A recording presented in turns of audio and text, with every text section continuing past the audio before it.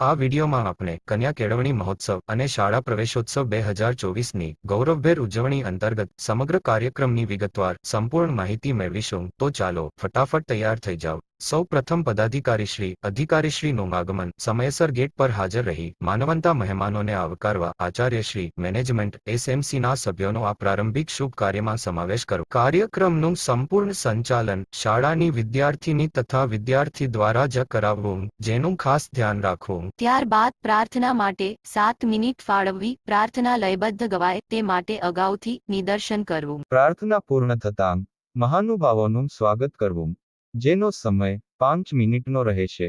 ખાદીનો રૂમાલ, પુસ્તકથી સ્વાગત કરવું. બાલિકા દ્વારા મંચ સુધી સામગ્રી પહોંચાડવી. કોનું સ્વાગત કરશે તેનું આગોતરું આયોજન કરવું. આચાર્યશ્રી, શિક્ષકશ્રી દ્વારા શાબ્દિક સ્વાગત કરવું. મહાનુભાવોના સ્વાગત બાદ પ્રવેશોત્સવ કાર્યક્રમ. બાલિકાઓ દ્વારા નવા પ્રવેશ લેનારને કુમકુમ પગલાં તિલક કરવું. મહેમાનોને હસ્તે આંગણવાડીના બાળકોને રમકડાં વિતરણ.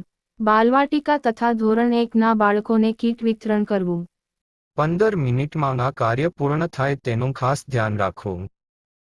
ત્યારબાદ બાળક દ્વારા વક્તવ્ય, જેનો સમય 5 મિનિટનો રહેશે. શાળાના કોઈ એક વિદ્યાર્થીને વક્તવ્ય તૈયાર કરાવવું. આપવામાં આવેલ વિષય પૈકી કોઈ એક વિષય પસંદ કરવો. ભાષા શિક્ષકે જરૂરી માર્ગદર્શન આપવું. હવે વિદ્યાર્થીઓનું સન્માન, જેના માટે 7 મિનિટનો સમય ફાળવવો. ધોરણવાર પ્રથમ, દ્વિતીય, તૃતીય નંબર મેળવેલ વિદ્યાર્થીઓની યાદી તૈયાર રાખવી. આ વિદ્યાર્થીઓનું સન્માન કરવું. NMSS માંગ, મેરિટમાં આવેલ બાળકો તેમજ શાળાકીય સિદ્ધિ મેળવનાર વિદ્યાર્થીઓનું સન્માન કરવું. પ્રેરક ઉદ્બોધન માટે 15 મિનિટનો સમય રાખવો. લાયઝન ઓફિસર પાસેથી ઉદ્બોધન કરનાર મહેમાનશ્રીના નામ અગાઉથી મેળવી લેવા. પ્રોટોકોલ મુજબ ક્રમાનુસાર ઉદ્બોધન માટે આમંત્રણ આપવાનું રહેશે. પ્રેરક ઉદ્બોધન બાદ કાર્યક્રમના અંતે ટૂંકમાં આભારવિધિ કરવી. 3 મિનિટનો સમય લેવો. સ્વાગત કરેલ હોય તે સિવાય અન્ય કોઈ શાળા પરિવારના શિક્ષક દ્વારા આભારવિધિ બાદ રાષ્ટ્રગાન કરવું.